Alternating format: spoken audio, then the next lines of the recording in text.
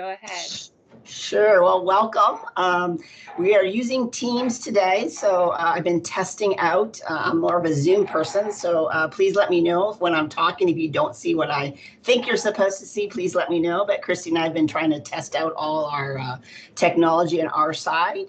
I'm at the College of Charleston. I know some of you already. I'm the Director of Assessment at the college. So I work with SACS 8.3 or 8.2 and 7.3. I'm also the Director of the Physical Education Program. I've done 3 different SPA reports. I also serve as a lead reviewer and an auditor for Shape America, and I've been doing that for about 10 years now. So I'm here today just to talk to you about your SPA reports, hopefully answer any of your questions, giving you the perspective of a reviewer and what we're looking for, and hopefully making the process a little bit easier for you as you get ready to do it. As we get started, of course, I know Zoom is a little bit more difficult, but can we go around the room and maybe introduce yourself, what institution you're at, and maybe where are you in the process of your SPA report, just so I can get an idea of where everyone's at. Okay, I'll start. I'm Gina here at Lander with Kim and Lori, and our report is due this September, so we are continuing to collect this last semester data, and then we'll submit in September. Excellent. By September. Okay, I'll go next. I'm Susan Fernandez. I'm at Newberry College, but Clay Barton's going to do the talking. Here he comes. Here comes Clay. What you going to tell what our SPA report's do? Our SPA report is hopefully we'll have it ready by March 15th. Yeah, so we're like on crunch time over here. I like them, hopefully. It's going to get done. We got positive energy. Excellent. Excellent. And Christy, do you want to introduce yourself? Sure. My name is Christy Hammett. I am actually serving on the PRC, but I'm at North Greenville University, and I'm elementary early childhood, but my role here is just to represent the PRC if there's any specific state questions. But Karen is the expert. I think just knowing who's in the room today, I think there's lots of experts around the table today. And I'm Lori Florence. I work at Erskine College, and we submitted our initial report last March the 15th. Excellent. This is not like Zoom, so I can't see who's all. Is that because there's usually on Zoom there's a little dot that says how many people are on the call. Okay. There we go, Jared. Yeah, my name's I figured the button. I pushed the button, and there you all came up. Hi, I'm Jared Andrazi. I'm a professor at Winthrop University, South Carolina. We were fortunate. We got our response and didn't have to make any revisions or anything, so we're good to go. I certainly don't know everything. There's always room for improvement, so I'm just excited to hear more about the process. Just keep trucking along. Okay. Yes, my name is Mary Helen Martin, and I'm at Southern Wesleyan University. This is actually my 4th semester, and so I'm very much at the beginning of everything. So this will benefit me most.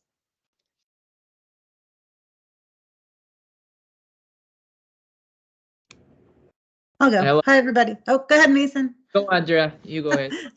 Well, Mason and I are both here from the University of South Carolina. My name is Andrea Taliaferro. This is my first year at USC as a professor, and we are working on our revisions for our response to conditions report. Sorry, Mason, go ahead. No, you already introduced, including me. So my name is Mason. I'm working with Andrea in University of South Carolina PE program, and as we are here to learn about these key assessments. Excellent. As I go through, I've put up the agenda. I figure right off the bat, I'm going to get out some of the very common errors I see all the time when I'm doing reviews. I'll just put them all out there so we can all get those little monkeys out of the room right away. And then I'll go through standard by standard, what we're looking for as reviewers, what we're expecting. and then any helpful hints I can give you. And then I have examples. I have my last SPA report that I can pull up and I can show you. And if you have any questions along the way, please raise your hand. I think there's got to be a chat here somewhere. Please, if you have a question, put it in the chat room. I'm not great when I do Zoom at looking at the chat room. So if you raise your hand, I'm usually better to see that.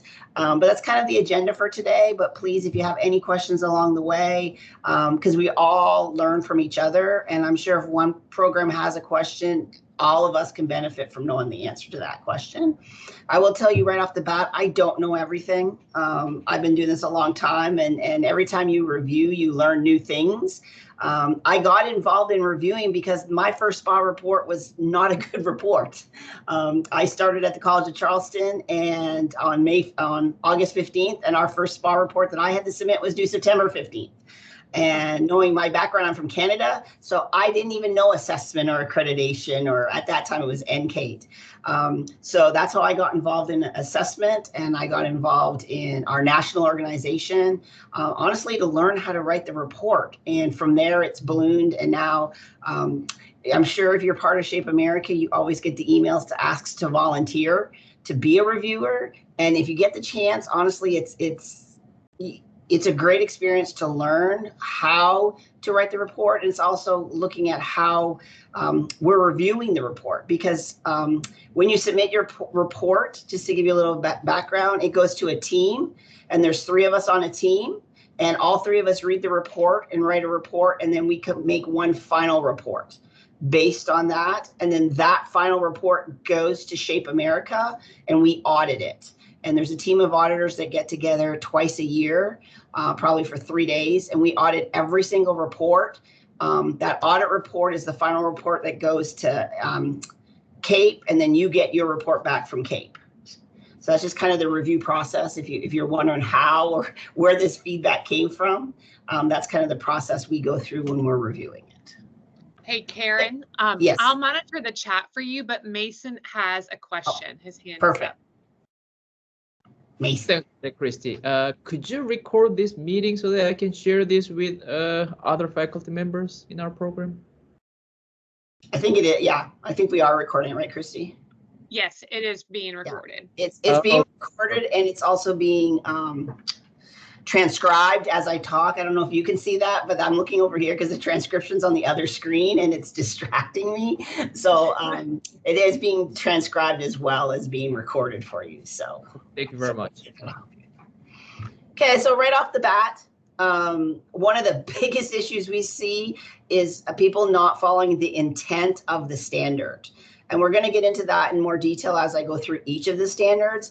But the verbs that we use in the standards really dictate what we want to see out of the standard. So pay attention to the verbs, because those are what we're looking for when we look for review, and we look for what you're providing us from a review process. And that's where a lot of programs get themselves in a little bit of trouble. They're not paying attention to what the intent of is. I'll give you an example of, when we're looking at any of our planning, implementation, teaching experiences, what we want to see from a reviewer, we want to see what you're doing with your students when they're in the K-12 environment. We do not want to see peer-reviewed or peer teaching episodes.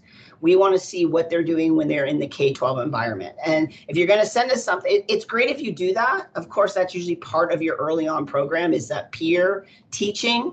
So that's great, but that's not what we want to see when we get to the standards and you providing evidence. We want to see what they're doing when they're in the K-12 environment. Praxis 2 can only be used for standards 1 and 2. In our case, it's standard 1 mostly, because our standard 2 is a physical competency.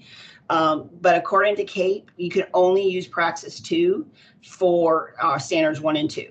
So in our case, it's probably 1. But a lot of programs will try to align it with every single standard. And that's just not, that kind of shows us that we're going to question, do you know what the intent of the standard really is. And it just makes us go look into a little more detail about what you're submitting to us. So Praxis 2, just use it for standard 1, and it's only partial evidence for standard 1. So know that. The biggest other, I probably should have put this as number 1 because this is the biggest issue we have, is that they commingle standards. And I'll get into that when I get into examples. But every time we want to see one criteria for one element. We don't want to see one criteria trying to measure 3, 4 different elements. So for instance, 5.1, 2, and 3 is very common. And a lot of times people have one criteria and align it to 5.1, 5.2, 5.3. And then we're going to sit there and question, you know, how do you know how they're performing on 5.1 versus 5.2 versus 5.3? So that's a big area of concern when we get reviews, is when they commingle at the rubric level and then commingle at the data level. So that's one of the big ones. And then making sure your rubric aligns with your data table. The data table should be broken down by the elements, not just a cumulative score on how they did on their student teaching, or how they did on their clinical practice, or how they did on their lesson plans. But if the rubric, it aligns with the data table, with the criteria, because we want to see how they performed on each of the elements, each of the substandards, and looking at how they're progressing on each of those. So make sure the two that line up with the criteria.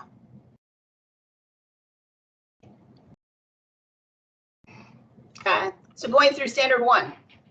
I kind of highlighted to kind of help you out to know what we're talking about. I didn't post everything because otherwise the slides, hopefully you're all seem to be well involved in your SPA report. So the standard itself, if you have any questions about the different elements, I'd be glad to answer that.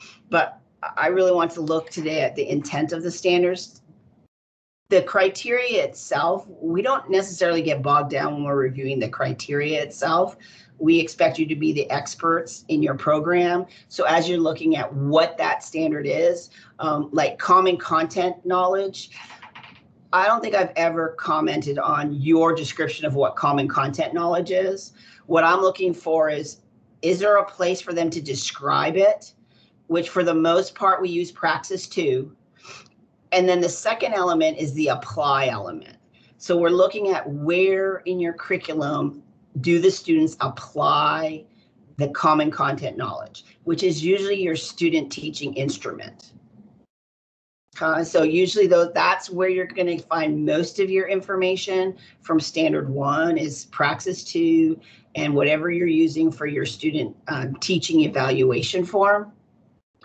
The only part of standard 1 that isn't is 1.F, and that's just the describe element. So it doesn't, the historical perspectives, we don't need to see that in your student teaching instrument.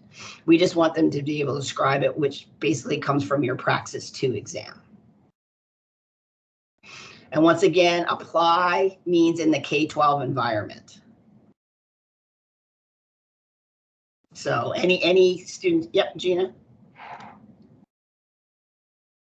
Okay, so Karen, for the historical, philosophical, social perspectives, did I hear you right that in our Praxis 2, the description from Praxis 2 would still cover 1.F? Yep. Okay. Yep. That's what we've used so far. I've never seen anyone not, because that is our standard exam. Now, if you don't use Praxis 2, some states don't require Praxis 2, so some areas make up their own exam, and you would just have to make sure that the content area that you're using for your exam is going to cover all of that that's involved in standard 1. So I know I'm talking to South Carolina here, and I know we require it, but just for other states, not every state requires Praxis 2. So it's not like Georgia, for instance, they have their own state exam. And that's acceptable as long as it aligns with the content of what we're looking for. Say a hand, yep. Could you give me an example of difference between 1.A and 1.B? Because 1.A is a common content knowledge and 1.B is a specialized content knowledge. And as you said, those standard sets applying, and how can those specific or common content knowledge be demonstrated during their teaching in PK through 12 environment? Yeah, common would be things like behavior management, transitions, and specialized is our anything to do with the skills that we're teaching, any of the specific cues for locomotor skills, throwing skills, those are our specialized content knowledge, whereas common would be like behavior management techniques, transitioning, any of the routines that you use. Those are what we consider common. All right, thanks for the clarification. Yeah. And a lot of those, honestly, I let you guys define them. When I'm reviewing, I don't question what you define as what's important to you. I mean, I'm sure your focus is probably slightly different than my focus when I go to teach. And what I feel for behavior management, for instance, or transitioning skills, as long as it's there and you're acknowledging that you have and you're encouraging them to have transitions, to have management, we're usually pretty good with that. We're not here to tell you that you're doing something wrong. We're here to make sure that the overall experience, that when they leave you, they're ready to step into the classroom. Gina? Yeah. Okay, so in terms of the application, and we're looking at that teaching evaluation to get at the application piece. Mm-hmm. Within our rubric, should the rubric have a critical element that says candidate is applying their knowledge in blah, blah, blah, blah, blah, in that teaching evaluation? Or if the teaching evaluation is very thorough in its evaluation of all the different elements of teaching, I mean, do we need to say that they're applying knowledge in each of these elements here in that teaching evaluation instrument? Do you get what I'm asking? Yeah, I can show you mine, what I do at the end, because I have mine attached here. Okay. I've made it very simple and I just align it to this, and I'll show you what I did. Okay. But it's more, I do an analytic rubric, and then I do a holistic rubric. What I teach with is a holistic rubric. What I evaluate is an analytical rubric.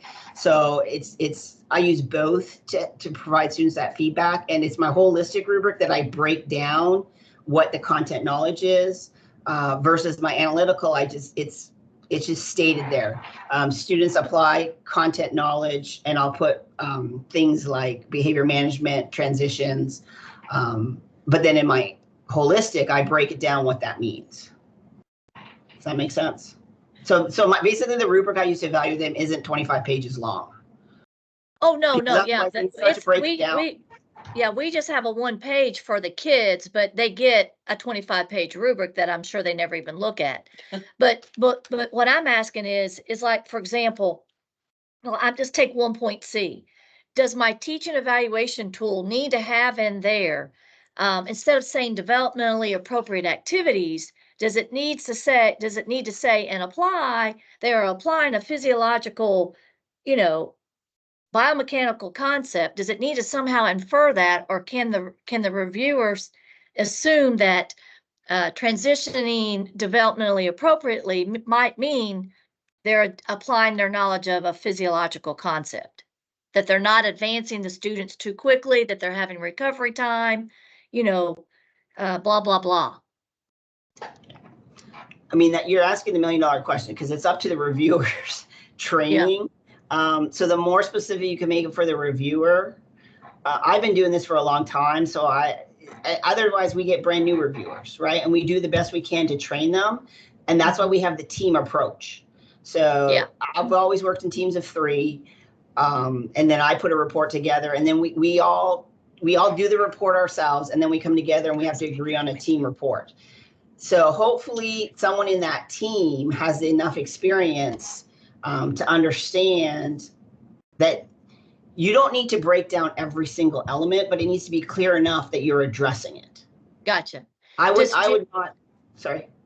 Well, I was just going to say, Jared didn't have to write have any type of conditions to his report, I'm wondering if his teaching evaluation instrument, literally spelled out each element that's listed here in the standards book.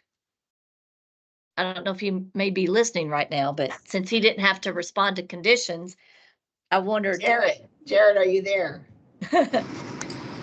Yes, I'm You're driving being to called a out, meeting right Jared. now. I'm driving to a meeting right now. You would like a description of our teaching evaluation? Yeah, my question is, Jared, how specific did you align that teaching evaluation instrument to each of the elements in standard 1, particularly for the application piece?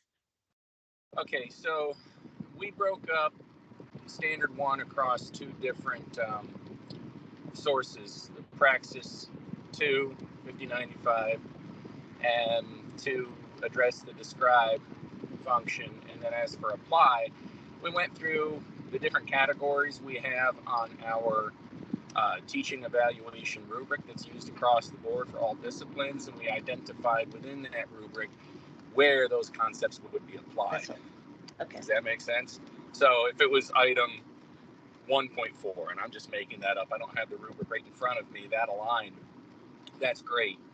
If there was one that closely aligned, then what you can do, depending on your institution, this would need to go by your, of course, associate dean, or director of assessment and accountability.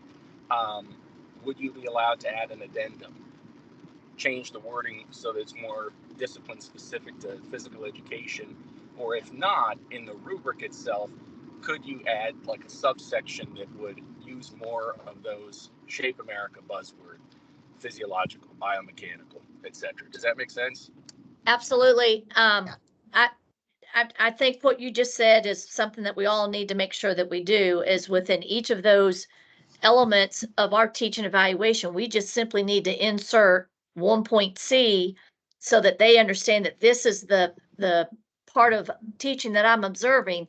This is where I'm looking at, can they apply physiological and biomechanical concepts? Mm-hmm, exactly. And as one of the presenters here said, how you decide to word that, I think to some extent is up to you. I mean, obviously you're going to use your knowledge. We're all scholars here, but it doesn't have to be verbatim from the sample rubrics from the Shape America guidelines book, which honestly I think is very helpful. I read that thing 40 times, and I had that on hand with just about every letter I typed into my report. Yeah, it was perfect. Great. Perfect. No, okay. Questions answered. Thank you so much. You bet. You bet. Yeah, and I'd use an addendum. Like SC 4.0 is not going to pass Shape America standards. I have an addendum that I use for my student teaching, and it basically aligns as clearly as you can make it. Do you have to use the words exactly? No. Hopefully you have a reviewer that has some kind of experience. But the easier you can make it, because let's be honest too. I mean, I typically in a review cycle, I probably at least 9 different reports across the country that we review at any given point in time, like during the cycle. So the easier you can make it for us to just, not that we're checking boxes, but to go through and make sure that that aligns and that makes sense and that's logical, the easier it's going to be for you when you get your review back. Like Jared said, he has a great review. Now he can move on to implementing it. And it just makes it easier. But SC 4.0 is not going to cut it. An addendum that aligns with Shape America standards is something you're going to have to make sure that you're aligning with Shape America standards. That help, Gina? It's perfect. Okay. Anything else about standard 1? Standard 1 is not usually something that the biggest issue with standard 1 is the 2 verbs. A lot of them, and then the fact that the student teaching has to come from K-12. So make sure the instrument you're using is coming from a K-12 experience. Those are the 2 biggest issues with standard 1. Standard 2. Standard 2, for the most part, I broke it down to 2 slides just because there was a lot of words on it. But the first part, This is your candidate. This is not a K-12 student. This is your candidate, your student that you are working with. They have to demonstrate competency. Now, you can define what competency is. You can define that. We don't have a set standard of what that means. We're using your expertise, but it has to be in two different areas. It has to be in, we say all fundamental motor skills, but basically we're looking at the locomotor and manipulative. Okay, so that's basically the definition of fundamental motor skills. You're looking at your locomotor and your manipulative for the most part. If you're going to add any of the non-locomotor or non-manipulative, we're fine with that. But I've never not passed someone because they didn't do that. I typically, most of us are just looking for the main locomotor manipulative. If you want to add some of the other ones, that's fine. And then the second part is the 4 physical education content areas. And we broke them down. Games and sports is one category. Then we're looking at dance and rhythms as a second category. Fitness is a third category. Where people get themselves in problems, they might put all the activities in games and sports. They might give me basketball, volleyball, soccer. They just might use rubrics from that, an activity-based class. But we want the 4 different areas. So if you want to use something from games and sports, great. Maybe you have a dance and rhythms class. Use something from that, like tumbling or rolling. They do a dance unit, something like that. Fitness. Most of us have some kind of fitness elements into our class. Outdoor pursuits, if you do that, and then individual performance activities, as opposed to games and sports. Games and sports are your teams. So this is the old language used to be individual and dual, or team and individual. Lifetime activities. We used to use a lot of different languages they mean the same thing. Okay, so 2 different areas, fundamental skills, and then some, like I said, the biggest issue here is people will pick everything from games and sports and don't do anything else. We want 4 different categories. Great. Okay, so one more time, Karen. Yeah. So then examples, if individual performance is not like the term of individual and dual, because that falls under sports now, give me the examples again that you mean for the individual performance activities. I use golf. I use tennis. I use those as my individual. Okay, so that golf skills, like the skills test, not the golf game, but I broke down the golf swing. So I assess their golf swing because I do a golf unit because I am in Charleston and we have a golf course right by our thing. So I take them out for golf, and it's in my 200 level lifetime sports class. And that's what I used. Okay, so Karen, if I'm looking at, let's say, educational gymnastics, is that something that you guys consider as falling under individual performance activities? If you justify it, I'm not going to question it. I mean, versus dance and rhythmic activities, you decide. Okay, well, it's all right. Yeah. So, okay. I'm going to count that you have 4. I'm not going to, I just don't want them all to be your team sport, traditional team sports. Gotcha. Honestly, that's why we kind of made the categories, because what we were seeing is everyone was using your traditional team sports classes, and we wanted to have a variety, and we didn't want to get away from that. So that's why we put the brackets and tried to make people expand, because we're not saying people don't do it, but a lot of the reports we were getting all just had the same type of rubrics and skill, like sports skills, and that's what we want to get away from. If you can justify that's, I mean, I did golf and they didn't question me, and that's what I used for individual performance, but I did the golf swing. I didn't do the golf game. I broke down their swing. Okay, then the last question. Jared, sorry. Jared also has his hands up, but go ahead, Gina. I apologize. Well, it's a quick one. So we just did that webinar with Shape. God, I forget their 2 names. Anyway, I just want to tell you, in 15, 20 minutes, we've learned more now than we did in 3 hours. I just want to tell you that real quick. So thank y'all very much for this. But the question that we have is also, when you say fundamental motor skills, Karen, and I know locomotor manipulative, is there a set number that you want? Is it 4? Is it 5? They had told us on their thing 4, but I didn't know what that is. What do you think is the number, magical number that we should show? We don't have, as reviewers, I don't have a magical number. I mean, I'll tell you from my own, I do, like, I don't do walking, running. I do Yes. galloping, leaping, and skipping because that's the college and they still can't do that. And then I do like throwing, catching, and striking. Like, I don't Okay. do kicking. That I don't, because I think they can kick, but my kids still can't throw. They have trouble catching and they have trouble striking. So those are I do 3 and 3.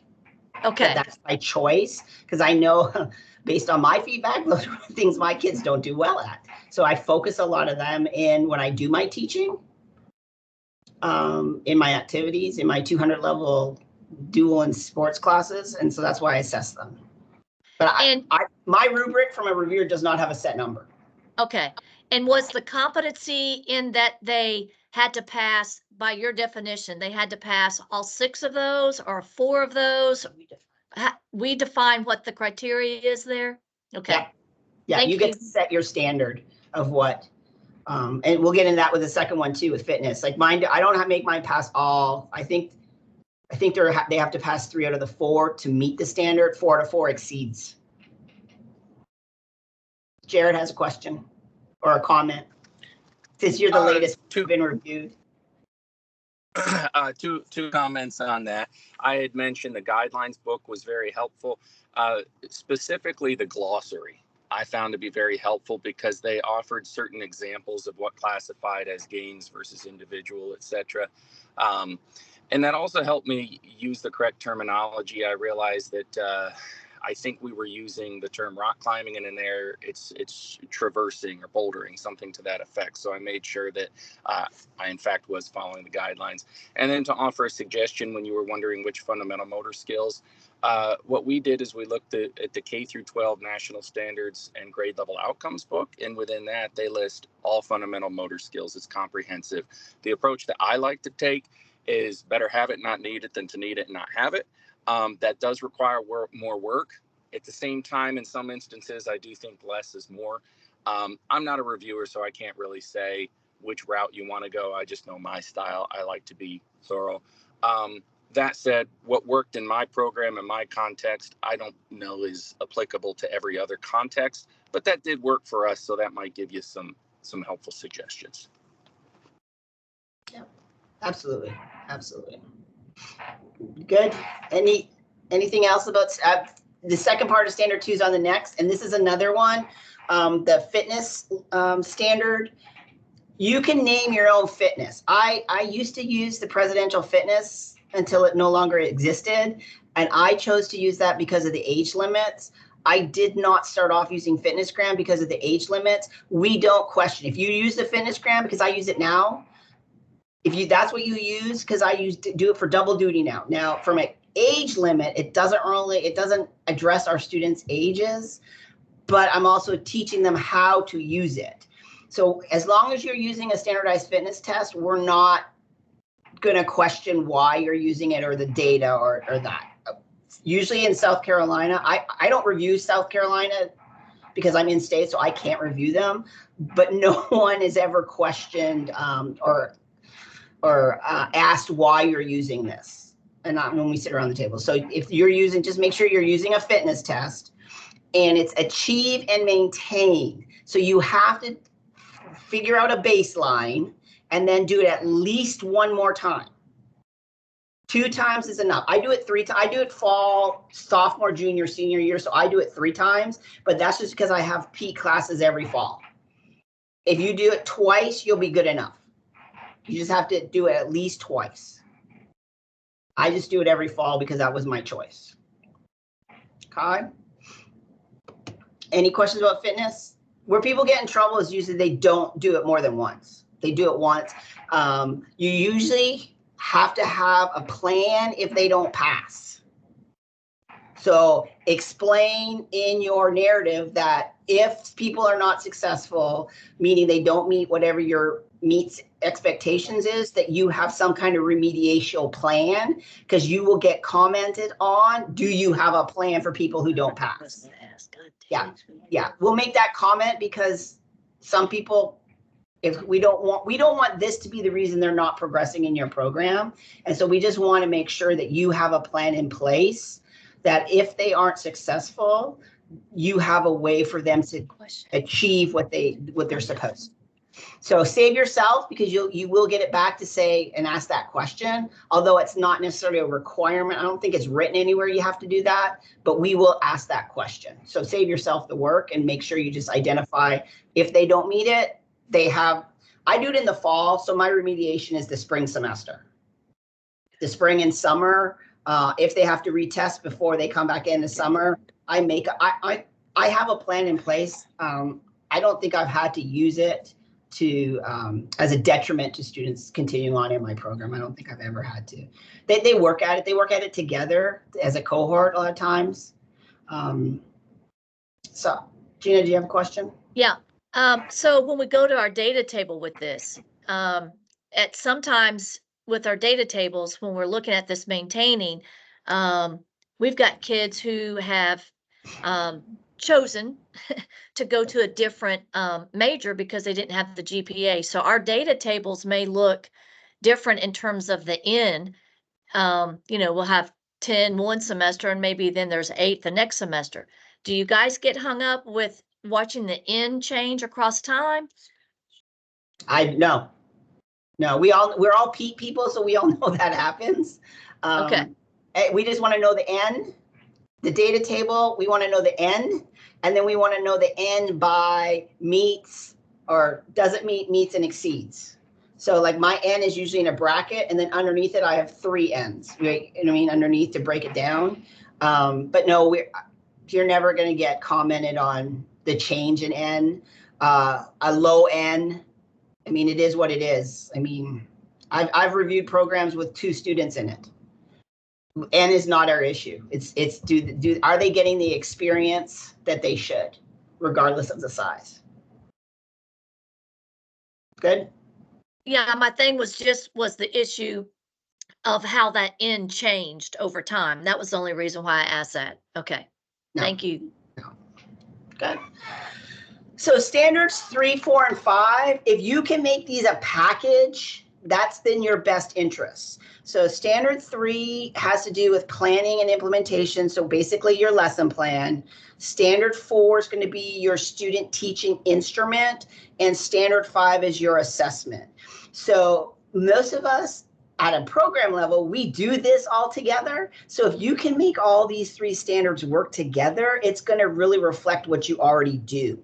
So my suggestion is look at what you're doing in hopefully clinical practice, because this is what we have to do at the state level anyways, with our unit plans, with our South Carolina 4.0 and our lesson plans. So we're already doing it. We just need to make it reflect Shape America standards.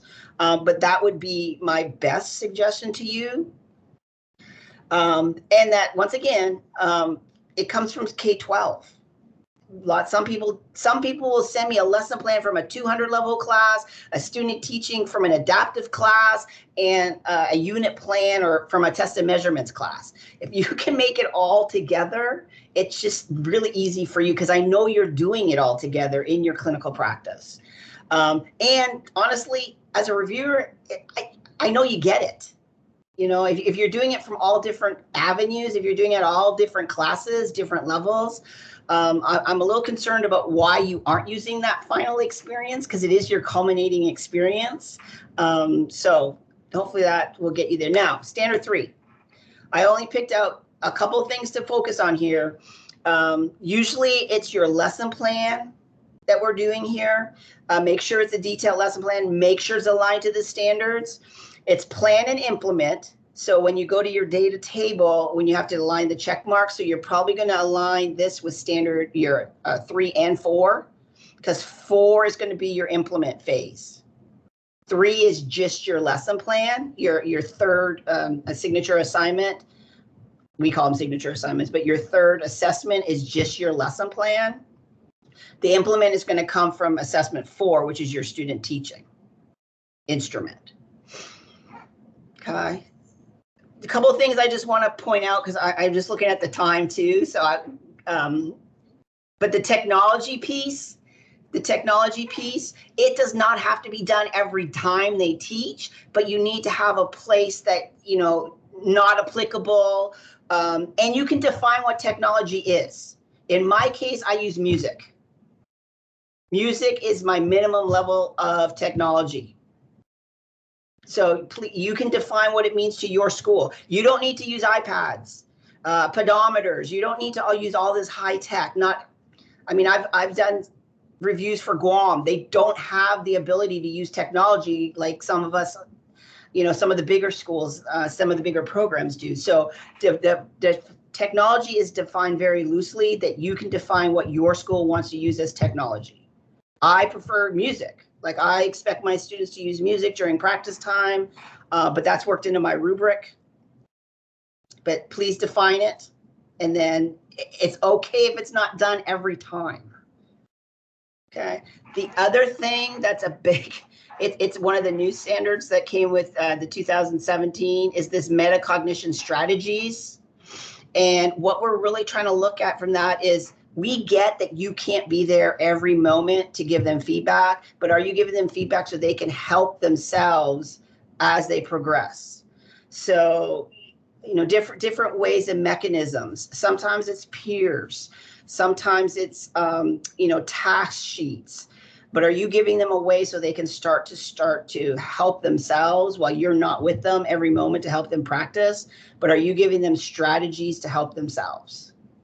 That's what we mean by this metacognition strategies. So what are you, and this is the lesson plan. So what are you planning in your lesson plan for metacognition strategies to give them the ability to help themselves when you're not there? Stations is a good one. Like if you're using stations, you know, yeah, you know, there's all kinds of ways to do it, but the thought process behind this and why we added this element was, we want them to continue to practice and get better, even though we can't be there giving them feedback every moment. So by having this, we want teachers, us, to focus on ways to help the student get better. So that's what the purpose of this one is. And as long as it's planned, like, we're not going to question what you're doing, but as long as you plan for it. So, Yep. so Karen, you're not concerned with the type of the metacognitive strategy. You just want to see somewhere in there of how we're trying to show you that we are helping that K-12 student improve in their performance or their knowledge. You're not concerned with the type of metacognitive strategy, right? As long as you've defined it and you know that's the purpose of why you're doing it. You know, I've seen people do peers. You know, I'm not a third grader helping a third grader. I mean, but that's a form of metacognition if that's what they're using and that's what they're practicing and they understand the pros and cons of it. They're trying, right? Task sheets. I've seen task sheets. People, you know, have task sheets, like a jump rope task sheet, and they can go through and check off what, as they accomplish different jump rope skills. That was their metacognition. So as long as there is a plan. Yep. So in our description probably of this form of assessment that we're using for standard 3 for the plan, I just need to probably just take a couple sentences or whatever to describe what metacognitive strategy we're using. Okay. Yeah, just help us out. Let us know that that is the metacognition strategy that you've adopted. I don't question it. I mean, I don't use peers because I do a lot of the elementary and the adaptive PE in my program, and that, in my scenario, that's not but I'm not going to question if that's what you choose to do. Because you know your environment best, you know your students best, and every class is different. And you might be, that might be something you've aligned with your effective skills, your effective domain. Maybe you're trying to teach responsibility. Maybe that's one of your effective goals, and you can use your metacognition strategies to help you achieve that goal. Gina's talking, but she's on mute. Are you asking? Well, no, what I'm asking is, you know, we've been talking with our unit about metacognitive strategies, and I think that's where I need to get my head around, you know, what are the metacognitive strategies that SHAPE wants to see? Is there certain ones And that's probably because I haven't read the manual yet to know specifically. Maybe it's in the glossary, as Jared said, and I need to look more at that. So I apologize. But I do know we need to define for the reviewer what in our lesson plan rubric is the metacognitive strategy element that we're using.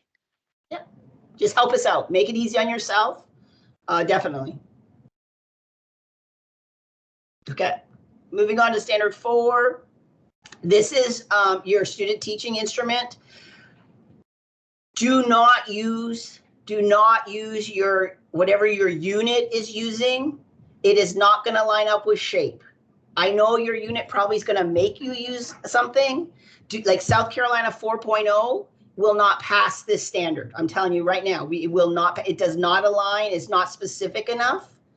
I have an addendum, and I'm more than happy to share my addendum with whoever wants it. But the South Carolina 4.0, I know we have to do it. It will not pass this standard for SHAPE America. It's not specific. It's not aligned enough. You're going to have to spend time to align it.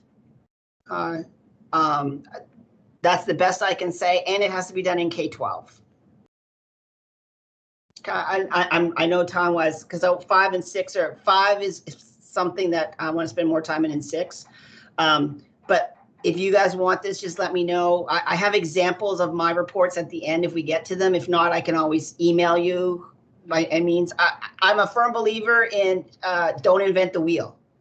I never invented the wheel. Like, I failed my first small report miserably, and then I reached out to everyone I could think of to help me. I mean, this is not something you have to invent the wheel on. You know, we all are trying to reach the same final spot, and the more we can help each other do it, the better off we're going to be. Okay. So standard 5. Couple of different elements here that we want to see. First of all, we want to see assessment done at the lesson plan, the daily instructional level.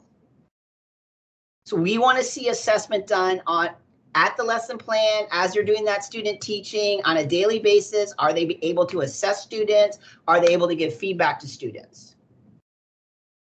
The second part is we want to see a unit summative and formative assessment, that they know the difference between summative and formative, that they can do something more at the unit level. Now, your unit work sample in the state of South Carolina works with that as long as the rubric and the assignment are specific to SHAPE. So that assignment that's done that we do for the state does help, because it is going to be a unit wide. You just got to work on the language of the rubric to make sure it aligns. And then the last part is the reflective cycle that informs decision making. Not just that they reflect, but they can reflect and say what they're going to do different next time, or one thing that they're going to do different, one thing they're going to get better at. Not just, because sometimes we just get a outline of exactly what they did for student teaching. I did this, and then I did this, and then I did this. But then there's no, we call, the closing the loop, the buzz phrase. But, that they take what they did, identify their strengths, identify something they need to get better at, and then make a plan to get better at it next time. So those are the three main. A lot of times we get the second one.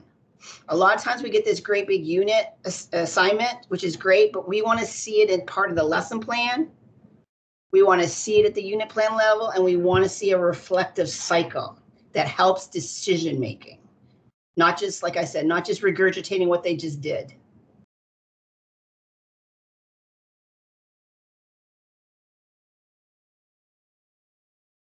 Any questions?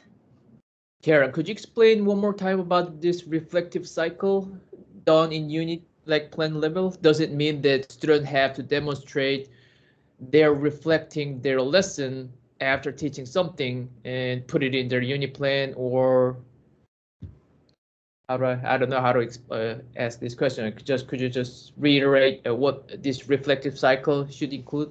Sure. I've made up my own reflective cycle. I'll be honest with you. My kids teach. They videotape themselves teaching. They have to go watch themselves on the video. And then I have about 10 questions that I ask them.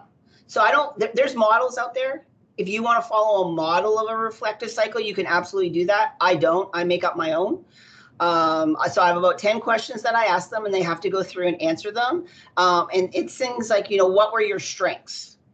How do you know those were your strengths? Give specific examples from your lesson. And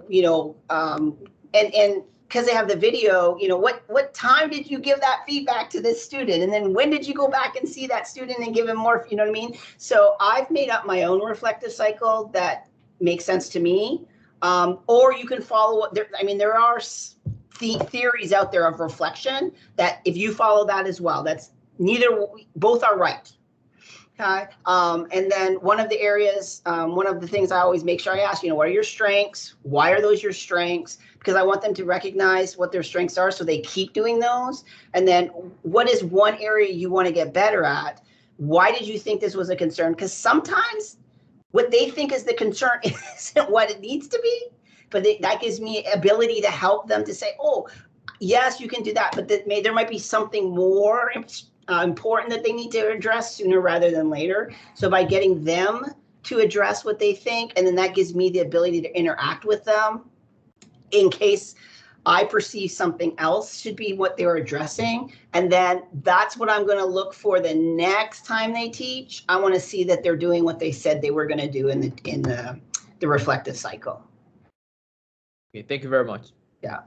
So, but once again, it's the instructions, because all you're going to send me is the instructions. You're going to send me the rubric, right? So that's what you're sending me as a reviewer. So I'm just looking that there's a reflection and that there's a way in your rubric to get back to change, right? That's the part. And like I said, mine's my own. But if you want to use a prescribed reflective cycle, those are just fine as well. Okay, thank you. Okay. Anyone else before we move on to the last one? Standard 6.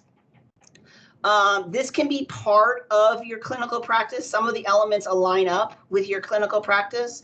The one with advocacy,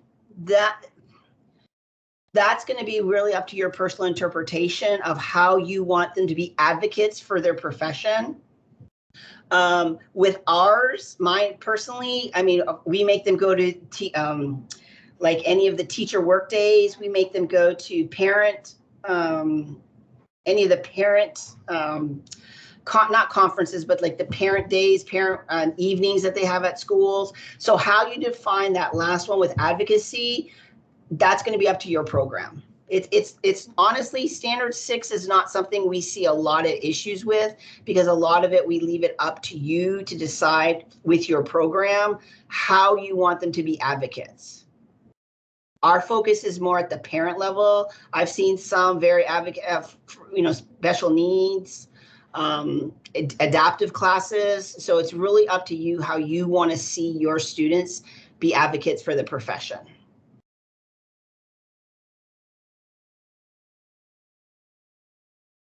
Any questions with that? It's not something we see a lot of problems with, though, I'll be honest. And most of it you can embed into that student teaching instrument and do it as you go and meet up for your holistic reviews with ask the teacher, are they involved in, professional development days? Are they going to the different, PD days and workshops, and are they engaging in other things? So you can get a lot of that feedback if you embed it in that student teaching instrument when you go to use it and evaluate at the school level.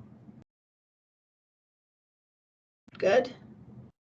Okay, we only got a few minutes left. Summary, just a real quick summary. If you have good lesson plans, a good teaching eval that aligns with the standards and does not commingle. So if you can get standard 3, 4, and 5 really linked in together, that's really going to set you up for success at this. The other part too, outside the assessment piece, make sure you have a systematic means to collect and analyze the data. That's part of the narrative you have to write up. So make sure, the department or the program meets once a month. How do you reach out? Does the department chair reach out to the faculty who's doing what? Does the faculty involved in making any changes? So make sure you have a good system and explain that system in your narrative. of how this is all happening. We don't want, no, you're not going to pass, but we don't want to see just the department chair or program director doing everything. We want faculty involved. We want faculty input.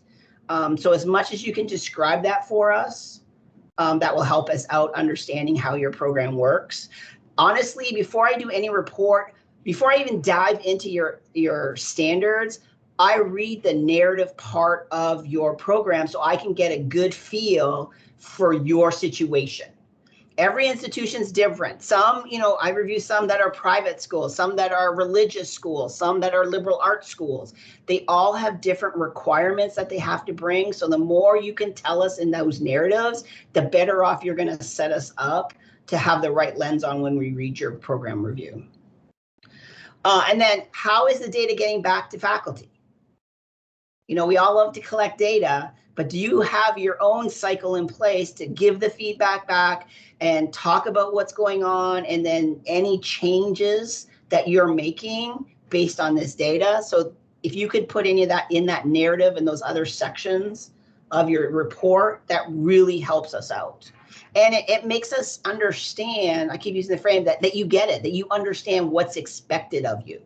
And that'll help out the review process too. Any questions?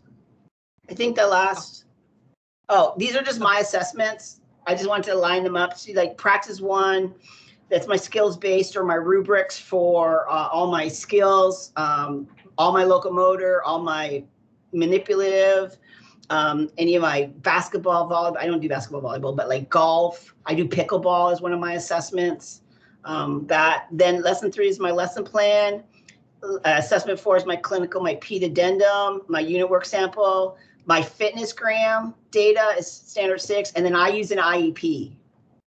I use that IEP to get to my adaptive, so that's my 7th assessment.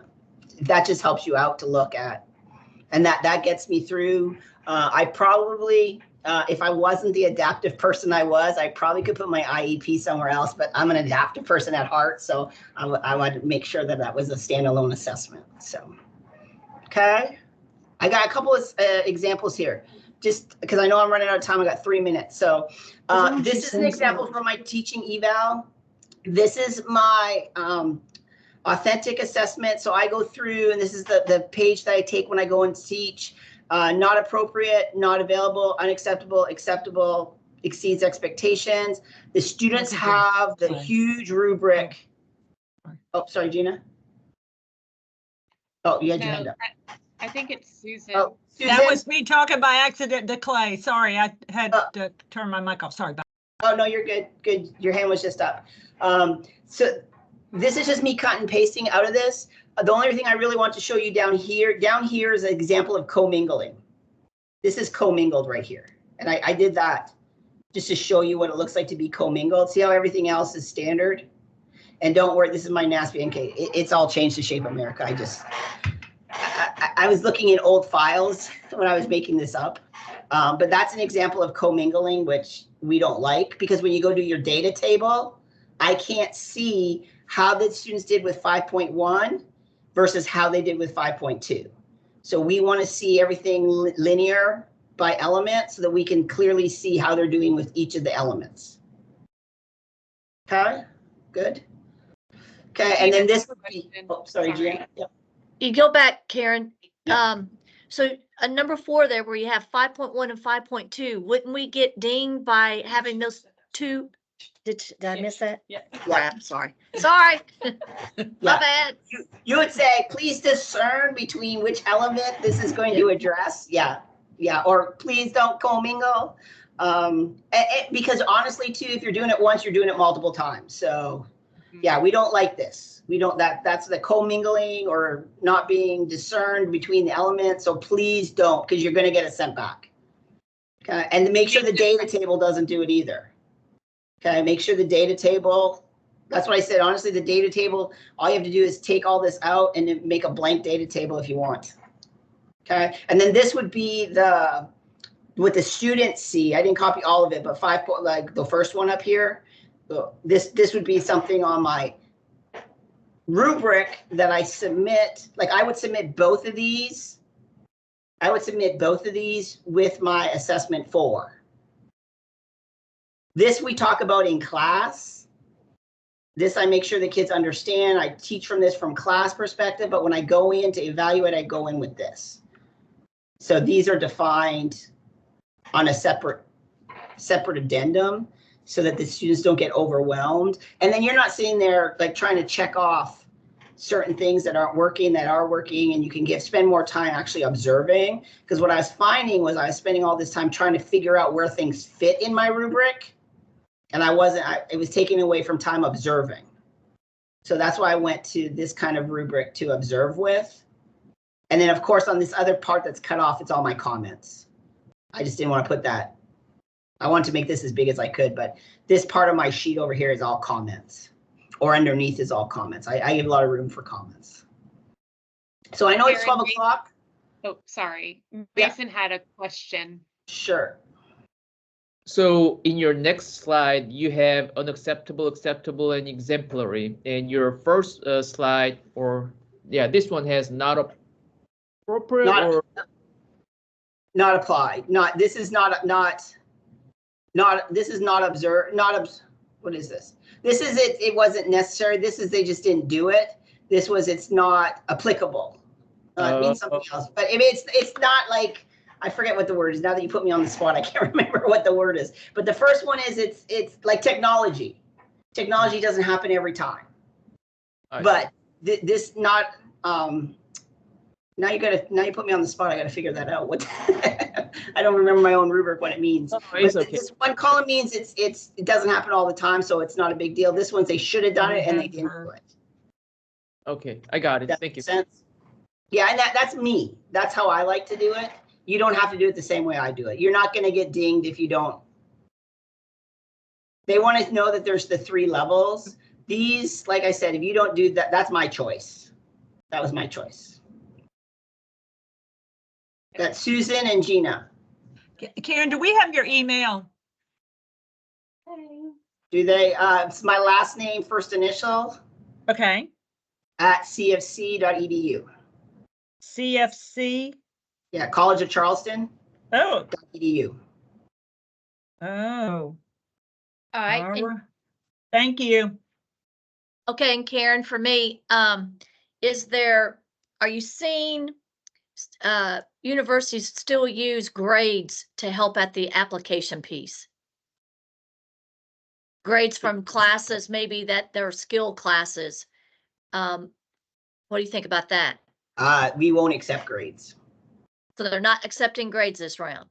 No, well, no, I've never. They're going to want, like, give me an example. Are you talking about the skills tests? Well, I just know in our 7 years ago or whenever we did, at that point in time, they said accepting grades was a good way to get at the application piece. So we got it accepted. So I was wondering if in this next round, are they accepting grades? No, we do not. We want a rubric. We want it broken down by skills. We want to know how they're doing at 3.2. We want to have a rubric that says this is where it's being taught. This is what it's being evaluated. We want data to say this is how your students are doing at 3.2 versus 3.6. Like well, what I meant by grades, I'm sorry, I wasn't clear. What I meant that was for standard 2, grades for standard 2 for the application piece. We're going to want to see a rubric for the skill. Like I can send you my golf rubric. Like they want to see my golf rubric and they want to see the data, like how they did on the grip. One of the things is the grip. Did they select the right club based on the instructions? And then I have, the whole backswing, the contact point, the follow through, and I have all that broken up. That's what they want to see. They don't want to see a grade for the swing or the grade for the golf unit. Okay, thank you. Anything else? I know we're over our time. Thank you so much. I know I kind of went fast near the end just because I wanted to touch base and make sure we got everything. Please reach out to me. I can send you my report. I can send you my rubrics. I firmly believe this is a team effort to make sure we all are passing all our programs. I know we're all doing great things, and a lot of times it's just how do we capture it? You are fabulous. Like Gina said early, I've learned more in the last hour than I've learned in a lot of time. I learned greatly the appreciate hard it. way. Yeah, you're I learned fabulous. the Thank hard you. way. I got Oh, hired yes. and a month later, my spa report was done and I failed miserably. And that's the I first know. month I was hired at the College of Charleston. Yeah, I'm the same And I'm thing, new still to this here. PE spa, but we'll get through it. Thank you. Yeah. Well, just let me know. You have my email address. I'm in Charleston. If you're ever around, please stop. See ya. You're always welcome. Too much traffic there, friend. Yeah, trust me. Chrissy and I were talking about that before you guys got on. Great to see everybody. I might move to Greenwood. That's my plan. Do. Come on, come on. All right, see y'all. Thank you. Okay, God guys, bless. take care. Have a good day. Karen, that was Wow. amazing. Thank you so Yeah. much, What- Karen. Hope you help. All right. Everyone, I'm sorry. well, I don't review in state, but if you guys get reports, it makes my review process so much easier. So I'm sorry. I Karen. I have a question. If everyone else is done, Yeah, you can stay on. I'm good till 1 o'clock, so I got another hour. So. This Jared. yeah, it's Jared. I was if other people have spa specific questions, they can go first. I was just going to ask what goes into becoming a spa reviewer. You just sign up. They usually send out a email from Shape America asking for volunteers. And you just have to sign up to be a volunteer, like to volunteer. We don't get paid. It's not a paid position. You usually do it twice a year. And then usually when as a reviewer, you're probably only doing 2 to 3 reviews, but you're in a team. So you're asked to do a review, then the team comes together, then the team makes one joint report, and then that gets sent to Shape America. But no, you just volunteer. And then we do trainings. I mean, there's trainings once you get, and we're always looking for volunteers. So just look for the email from Shape America. I don't usually get that email because I'm already part of the process, but I know they send them out quite frequently. And if Sounds you don't, good. I know Bruce is kind of overseeing it right now. Bruce Petz out of Ohio. I can always put you in with Bruce and he can set you up. Okay, yeah, I'll look more into that. Thank you. I appreciate it. Have a great day. You too. This is a good workshop. Take care. All right, Aaron, I have a last question. Can you hear me? Yeah. Yeah. Oh yeah. Right. For the recording, who do I need to ask for the recording of this meeting today? Jackie Walsh is WALCH. She's the Jacqueline. Okay. She's the one that contacted me to do this, so I'm sure it's all going into a vault, and she'll probably. Usually they send out. Do you know Jacqueline? I can look up her email address. No, not really. Probably no. She will send. Yeah, well, if you email me, I can email you. She's at the State Department. Jacqueline Welch, WALCH. Okay. But usually they'll send you out an email to say, hey, it's been posted at this site. Oh, okay, got it. I'm sure after, because there's another session going on right after this, at 12:15. Got it. Once all done, then they will share all the links for Yeah. each. Yeah. Oh. Once they download all the recordings, save them, and then I'm sure they're going to post them somewhere on the state site. Got it. All right. I really appreciate your help today. It was really helpful. Oh, good. Well, and if you don't see anything, probably in a week, email me back and I can email you Jacqueline's email address. Okay. Thank you very much. Have a great day. Good luck. Good luck. Thank you. Mary, are you there? Here I am. I am. Yes, I am. Can you hear me? Yes. Okay. Thank you so much. This has been so informative. This kind of just took this job in 11 days. I had to have 4 or 5 syllabi ready. So, I mean, I've just been. I hear your pain. I did this. I remember those days. And so I've just been playing catch up and I kept asking people and no one would give me any information, And so I hope I'll have it all up but this gives me a baseline to what I need. And no one has been able to seem to give me this. So I thank you so much. And you made me feel relieved when you said something about you had to do a report later semester later and I'm thinking, oh gosh, it's probably going to be me too, you know, but The first year, like, I mean, we're talking 20 years ago.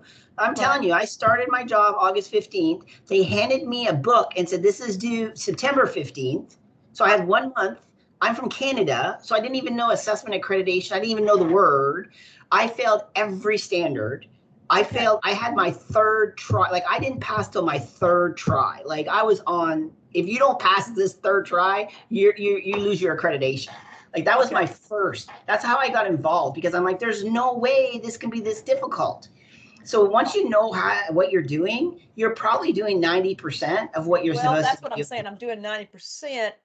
The data is, you know, I'm just small school at Southern Wesleyan, so it's just like a few students, and it's just basically me. And I don't handle the student teaching part. But I think those guys are pretty competent. But I have been worried about how it aligns with the SHAPE standards, and so I've talked to the provost, and so, like I say, I may be reaching out to you.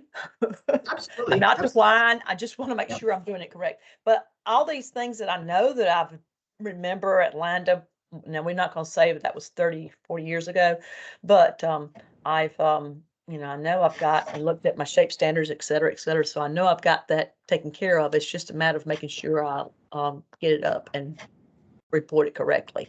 But anyway, I thank you so much. Won't take any more of your time, and have a good day. How about that? Yeah, but just please let me know if you need help. I mean, I can send you what I've done. I can give you feedback. I mean, I have people that send me stuff. Like, if you send me assessment 2 or assessment 3, and I can give you feedback, and I do that all the time. So okay, I do thank you so much, and you enjoy Charleston. I love Charleston. Of course, you know, I love up here in the upstate too, but Charleston happens to have my heart also. Okay, so thank you so much, and you'll probably hear from me soon. Have a good day. Thank you. Bye-bye. Bye.